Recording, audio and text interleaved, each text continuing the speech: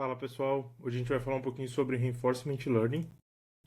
A gente trouxe aqui duas definições diferentes, dois livros diferentes, né? Primeiro, esse livro aqui que é, digamos assim, a Bíblia de Reinforcement Learning, que é o livro do Sutton e do Bartow, Reinforcement Learning, uma introdução, onde ele fala que os problemas que envolvem Reinforcement Learning são, por sua natureza, problemas onde a gente precisa aprender o que fazer, basicamente como mapear de alguma situação específica que tu tá para uma ação que tu precisa tomar para sair dela ou para então obter uma recompensa a partir dessa ação ou dessa sequência de ações e ao longo do tempo maximizar essas recompensas. Então, de forma essencial, seriam problemas de closed loop, que a gente chama loop fechado, porque a gente consegue influenciar através das ações os estados futuros e dessa forma obter recompensas futuras. Então ele é um problema de loop fechado e a gente vai ver mais para frente um pouquinho mais sobre isso. Tem uma outra definição aqui desse outro livro, que é o livro do Maxime Lapin, que é o livro Deep Reinforcement Learning Hands-On. Ele é mais focado em Deep Reinforcement Learning e também na parte prática da implementação dos algoritmos, onde ele cita no livro que o Reinforcement Learning é uma sub-área de Machine Learning que endereça os problemas de aprendizado automático de tomada de decisão ótima ao longo do tempo.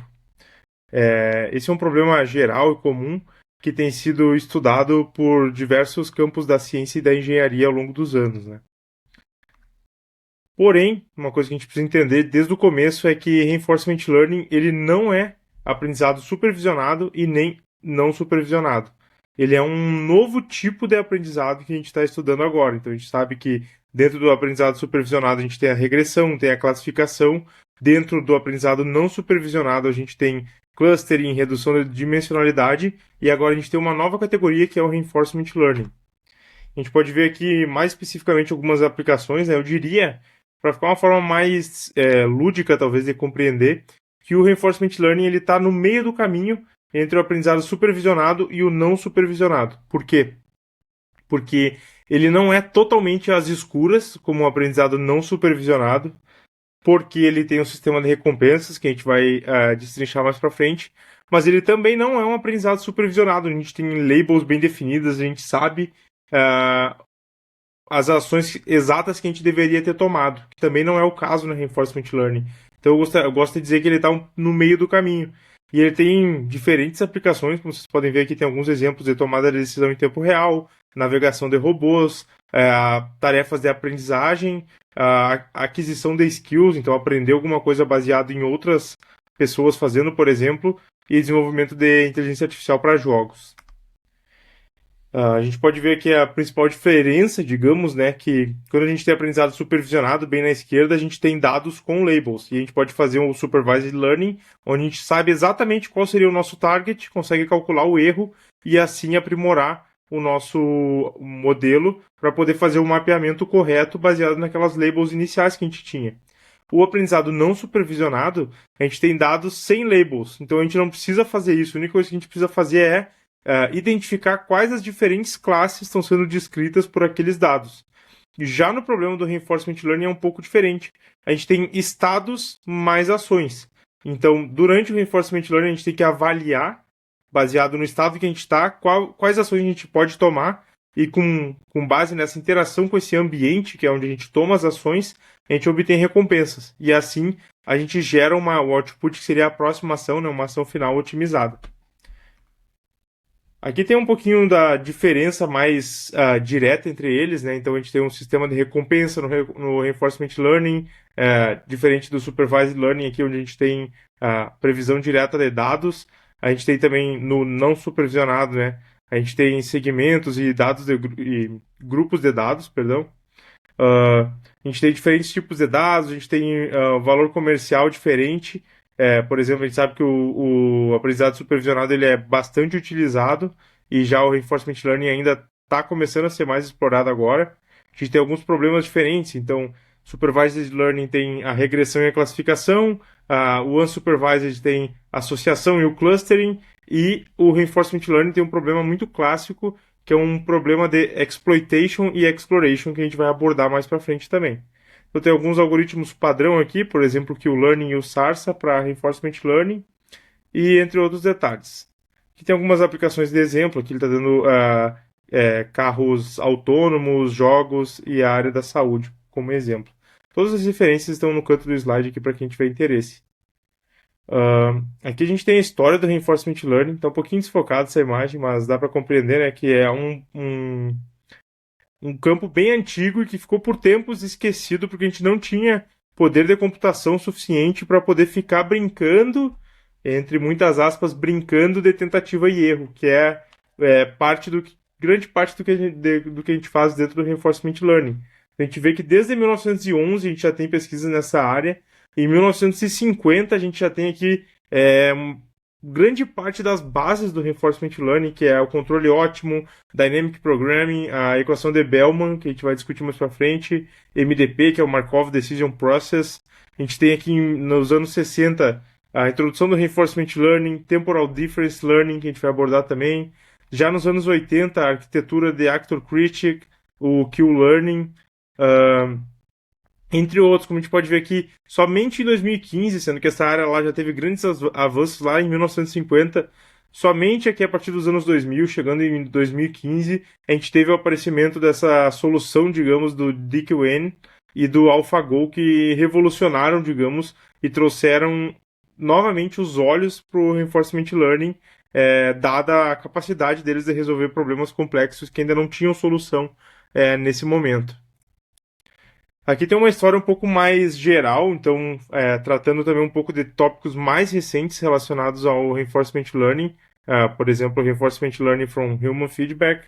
A gente pode ver aqui que tem base lá na filosofia de muitos anos atrás, tem base também na psicologia, nessa área, no sistema de recompensa, que ele é muito baseado no nosso sistema de dopamina, a parte de Deep Learning aqui lá nos anos 40, teoria econômica de decisão nos anos 50, controle, e assim foi evoluindo até a gente chegar aqui nos anos de 2015, no Deep Reinforcement Learning, que a gente já havia comentado, mas mais recentemente, a partir de 2017, com o surgimento dos grandes modelos de linguagem baseados na arquitetura Transformer, a gente tem também aqui o Reinforcement Learning from Human Feedback, que é uma técnica que foi utilizada recentemente nesses modelos para poder aprimorar um modelo generativo normal, digamos assim, padrão, para uma tarefa específica de responder perguntas de usuários, por exemplo.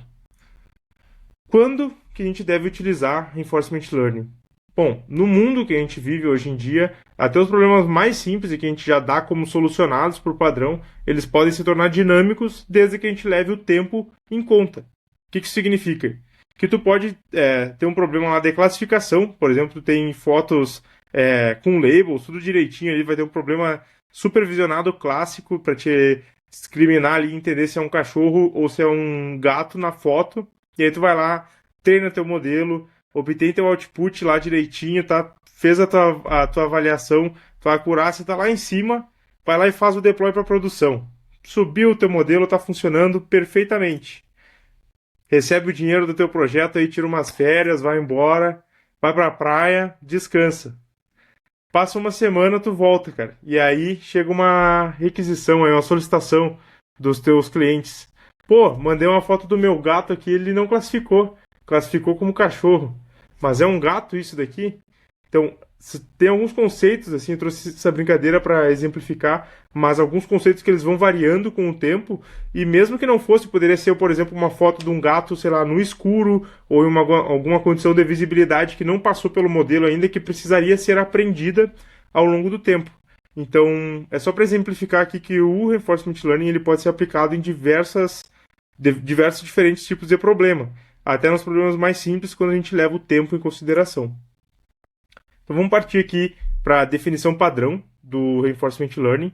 E essa aqui é uma imagem que vocês vão ver sempre que vocês forem procurar algo correlato a Reinforcement Learning. Então vocês vão ver aqui que a gente tem a definição do ambiente, que é o environment, a gente tem a definição do agente, que é, na prática, a nossa inteligência artificial, digamos assim, que é quem está tomando as ações, como a gente pode ver aqui à direita, na ação. E a gente tem esse looping contínuo. Então a gente tem o estado inicial, a recompensa inicial, depois a gente passa para o agente, a gente obtém uma ação, executa essa ação no ambiente e a gente passa para o novo estado aqui nessa linha pontilhada, já seria uma divisão de tempo, ou seja, aqui a gente já está no tempo t mais 1, e isso aqui acontece de forma contínua, sempre iterando. Então vamos partir um pouquinho para entender melhor qual é a diferença do ambiente para o agente. A gente pode ver aqui, por exemplo, no caso do GTA, o agente é o carro que está sendo dirigido, o ambiente é todo o mapa, toda a estrutura. No caso aqui do Fortnite, por exemplo, o agente é o personagem, ele tem ações que ele pode tomar e o ambiente é o mapa como um todo, os outros jogadores e todas as informações que a gente tem da partida. A gente tem aqui no caso do cubo mágico, por exemplo, o agente é a mão que está tentando resolver o cubo mágico. E o ambiente é o cubo mágico em si, porque a gente tem que aprender como manipular através de ações, como realizar ou alterar o estado desse ambiente. E aqui, no caso do exemplo tradicional do jogo de truco, a gente tem que o agente são os jogadores, né, especificamente que seria um jogador, que seria o que a gente está controlando com a nossa inteligência artificial. E o ambiente é a partida como um todo, é a mesa, é a mão dos outros jogadores, é a quantidade de cartas que já foi distribuída, quais são as apostas, por exemplo. Então, acredito que assim fique mais fácil da gente compreender o que é. Porém, tem um detalhe aí, né? Para ficar um pouco mais claro, assim, a gente define o agente como aquele que a gente pode controlar diretamente. Ou seja, a gente seleciona quais ações o agente vai tomar. E o ambiente, ele não é possível de tu controlar diretamente.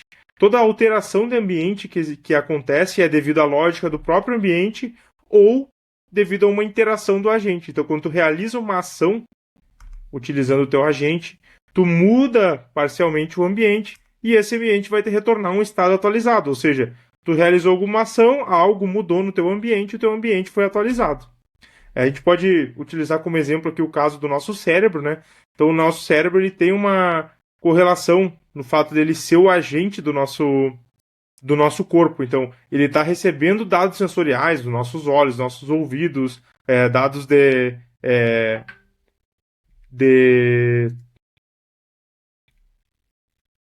sensibilidade das mãos, por exemplo. E aqui, no caso, a gente está dando um exemplo de um ser humano enxergando um copo d'água, né?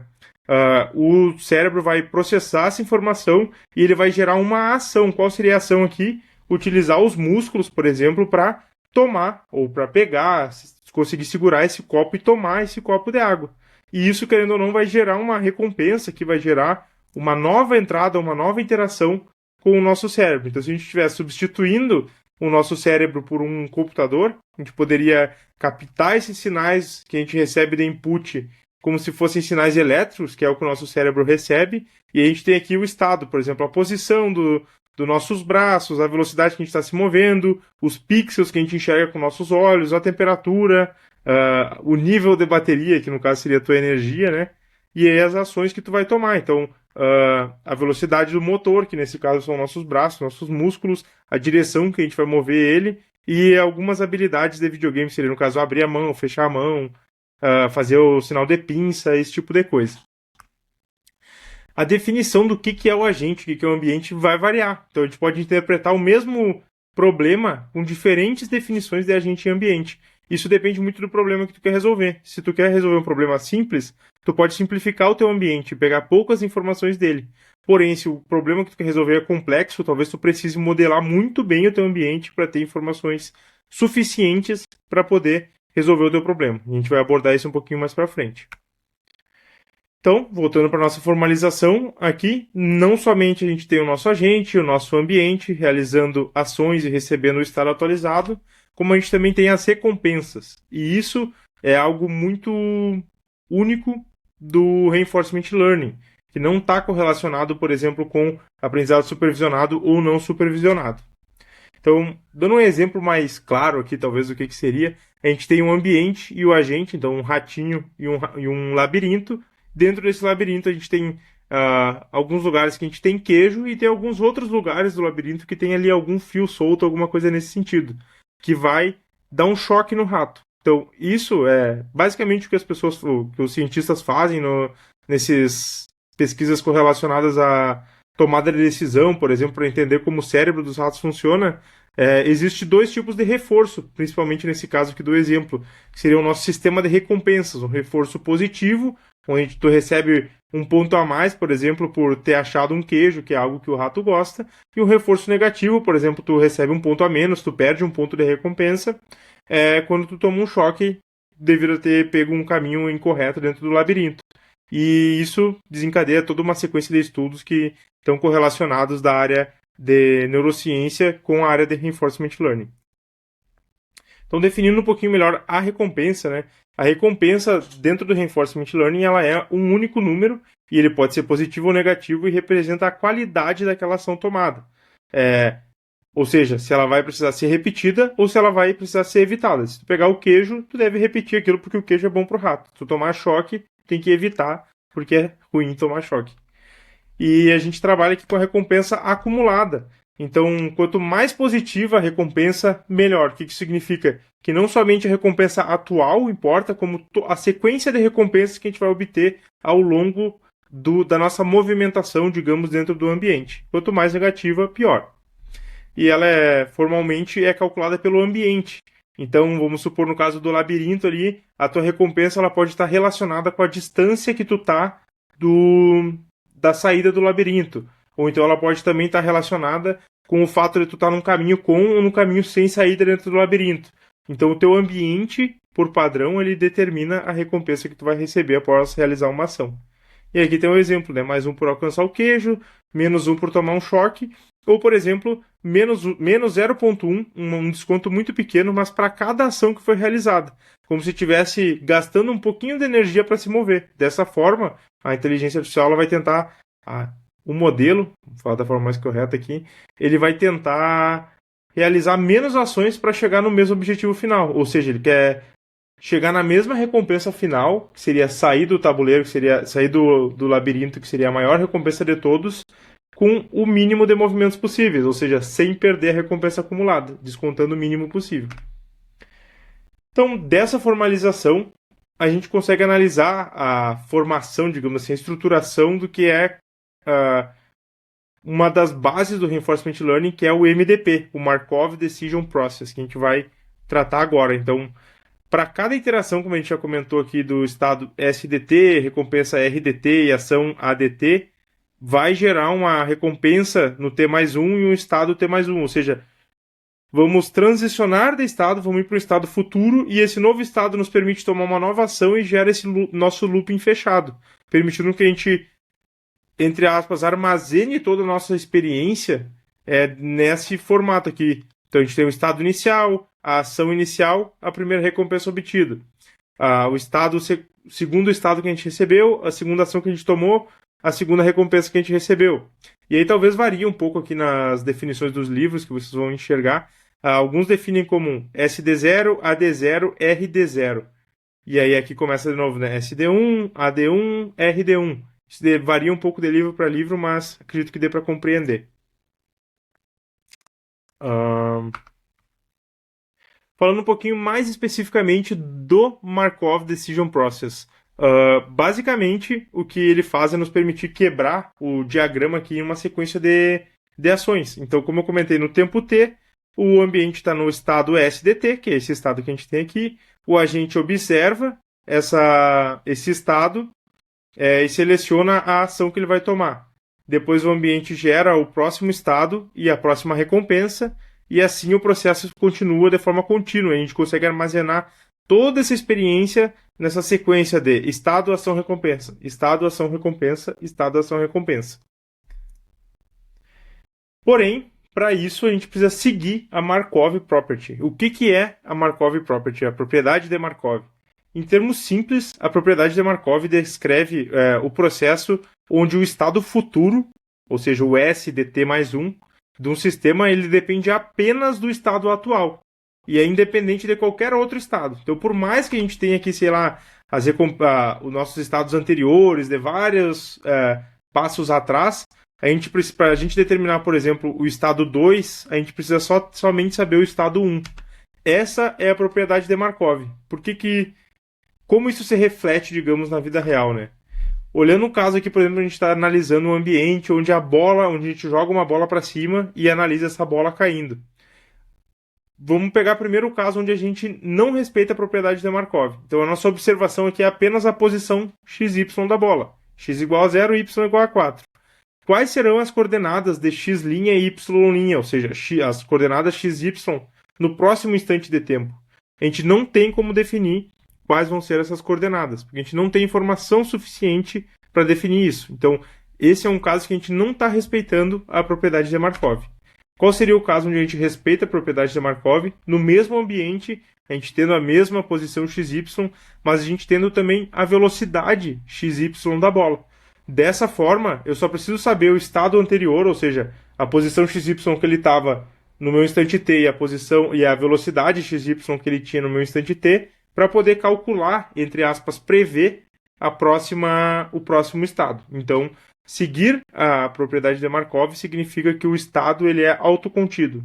Então, a gente consegue determinar o próximo baseado apenas no anterior. E a gente também tem a cadeia de Markov. A cadeia de Markov ele é um conceito, digamos assim, de uma modelagem, assim, um modelo estocástico que determina, né, e aplica essa propriedade de Markov em uma sequência de eventos e estados. E assim ele permite a gente calcular quais são as probabilidades de transicionar entre um estado e outro e quais são quão comum é essa transição. Então aqui a gente tem um exemplo de letras, aqui a gente pode verificar que existe uma transição do E para o A, do E para o T, do T para o A, do T para o E, e tem inclusive uma transição dentro da própria letra, que de E voltando para E. Isso é uma cadeia de Markov, e a gente pode descrever ela através de transições com probabilidades fixas. A gente tem o S, que é o nosso conjunto de estados possíveis, e a gente tem a P, ds e S', que seria uma função que descreve a probabilidade de transição do estado S para o estado S'. Qual que seria o exemplo aqui dessa cadeia de Markov? A gente tem um objetivo simples aqui, que seria gerar palavras ou gerar frases letra por letra. Qual é a teoria, digamos, do nosso modelo? Que a probabilidade da próxima letra CT, a próxima letra da palavra ser a letra T, depende apenas da letra imediatamente anterior, que no caso seria a letra A. Então, aqui é um exemplo bem simples onde a gente pode calcular a probabilidade da transição de A para E sendo 40%. A probabilidade da transição de T para A sendo 80%.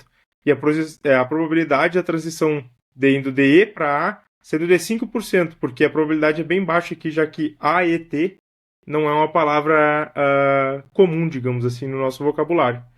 Então a gente pode descrever todo o nosso processo, toda a nossa cadeia de Markov baseado nessa função de probabilidades. Então a gente tem a probabilidade de escrever a palavra eat, que seria comer em inglês, sendo a probabilidade de começar com a letra E vezes a probabilidade da transição de A dado E vezes a probabilidade da transição de T dado A. Então, basicamente isso é uma forma matemática de expressar a nossa cadeia de Markov. E assim a gente fecha o ciclo que a gente apresentou desde o começo, que seria esse ciclo de interação entre o ambiente e o agente. Então, o ambiente retorna os estados das recompensas e o agente toma uma ação. E isso acontece de forma contínua. Como já baseado nos componentes que a gente já descreveu ali, o agente, o ambiente e o estado, a gente pode analisar um pouquinho mais profundamente o nosso MDP, que é o Markov Decision Process, processo de decisão de Markov. E aqui, basicamente a mesma coisa, mas só para deixar claro que a gente, entre aspas, armazena todo o nosso processo, todas as nossas experiências nessa sequência de dados. E essa sequência de dados, ela é baseada no tempo. Então, o Reinforcement Learning, ele endereça, digamos assim, um problema que outras técnicas não endereçam, que é esse problema de alteração ao longo do tempo. Os modelos padrão que são desenvolvidos baseados no MDP, eles levam o tempo em consideração, dada a sua arquitetura padrão. Então, esse é um dos benefícios de utilizar Reinforcement Learning. E por isso ele é utilizado, por exemplo, para o controle de carros autônomos. Opa, achei que ficou duplicado. Mudando um pouquinho agora para a definição do que é um episódio, né? Um episódio ele pode ser representado como uma sequência de passos, ou seja, estado, ação, recompensa. A gente tem uma sequência desses passos, a gente gera e armazena as informações do formato do MDP através de um episódio. Um episódio ele vai começar no passo 0, que seria o passo inicial, e vai percorrer todos os passos até o passo T, T maiúsculo.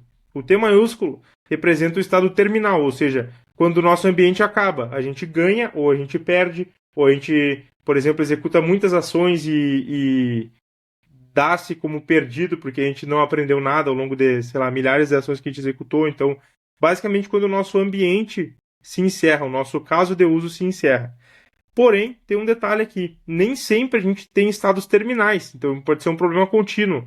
Quando eu tenho um modelo dirigindo um carro, quando é que ele vai parar de dirigir o carro? Né? Não existe, ele vai trabalhar de forma contínua, ele vai estar constantemente dirigindo.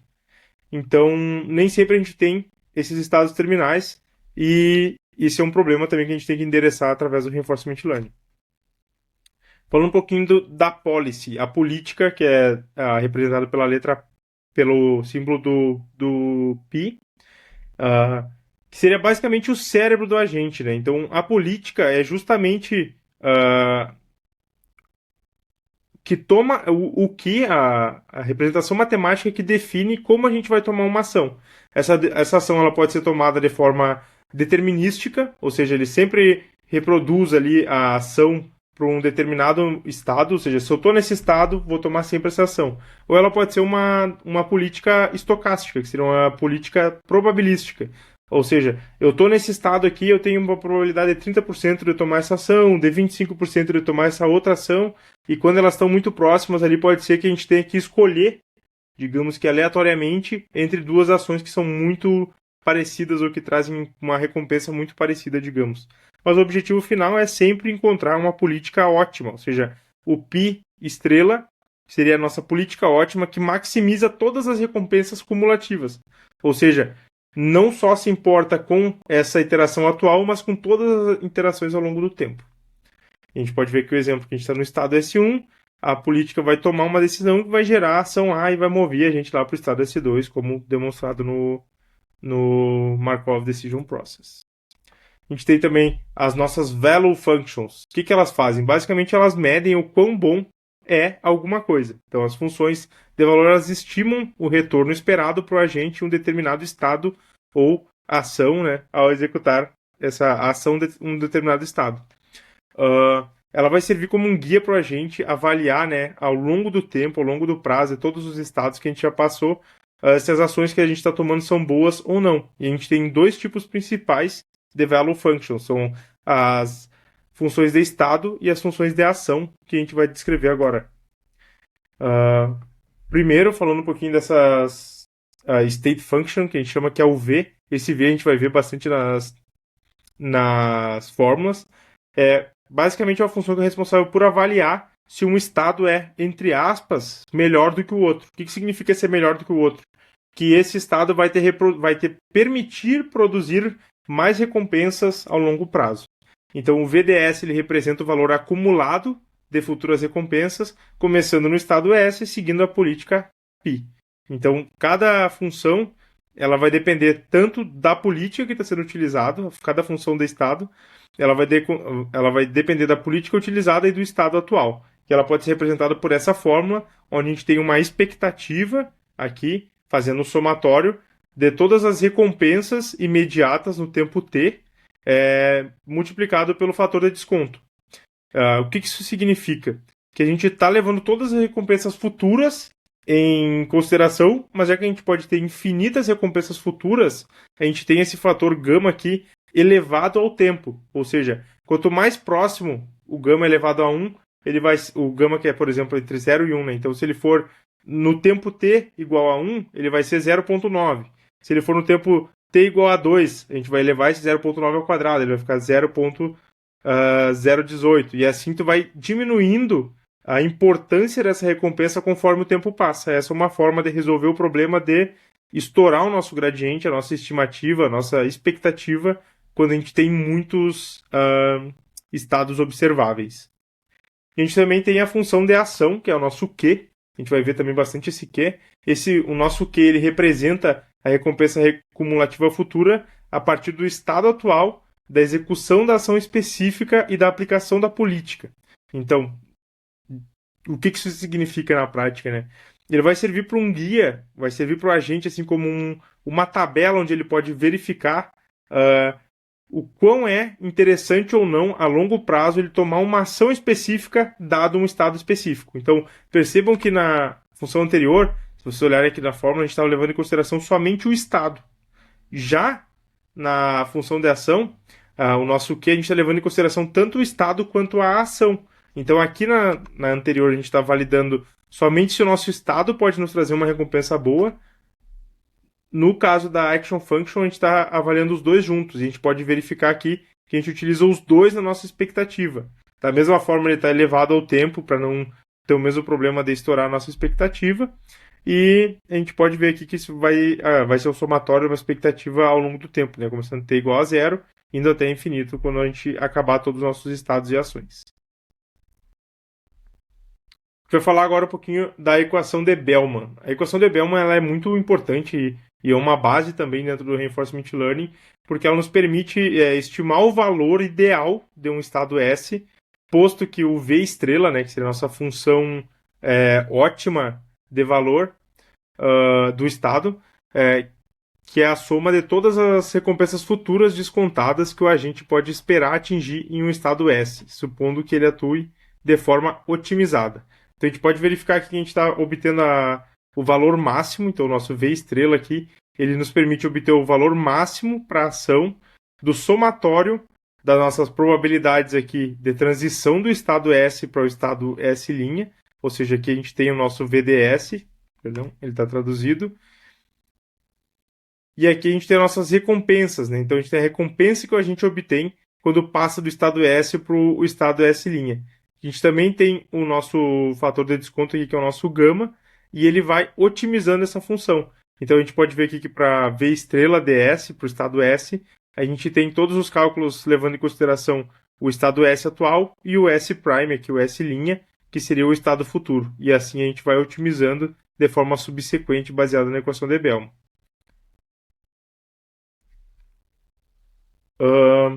Bom, eu explicar isso, nem lembrava que eu tinha esse slide, mas basicamente a gente tem esse paradigma, que é o paradigma de Generalized Policy Iteration, o GPI. E basicamente todos os métodos de Reinforcement Learning seguem esse paradigma. Por quê?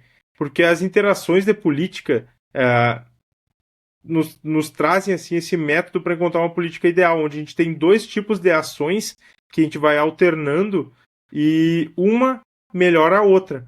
Então, quando a gente faz uma policy evaluation, ou seja, a gente avalia como está a nossa política, como o nosso ambiente está agindo, a gente aprende o valor da função dentro da política atual, como a gente está agindo nesse momento.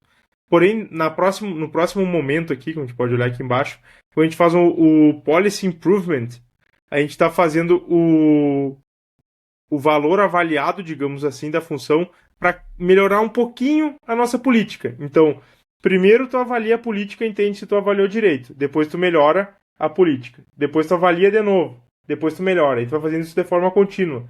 E a lei dos grandes números nos garante, digamos assim, que se a gente fizer isso de forma subsequente e, entre aspas, se a gente fizer isso até o infinito, ou seja, fizer vezes suficientes, a gente vai chegar na política ótima. E a gente também vai chegar na nossa função ótima. Então, basicamente isso que o nosso paradigma descreve.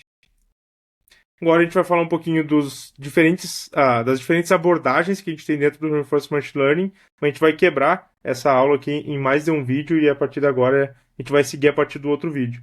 Além dos diferentes approaches, a gente vai ter depois também a parte mais prática, onde a gente vai falar dos diferentes métodos que vão ser apresentados para vocês, certo? Obrigado.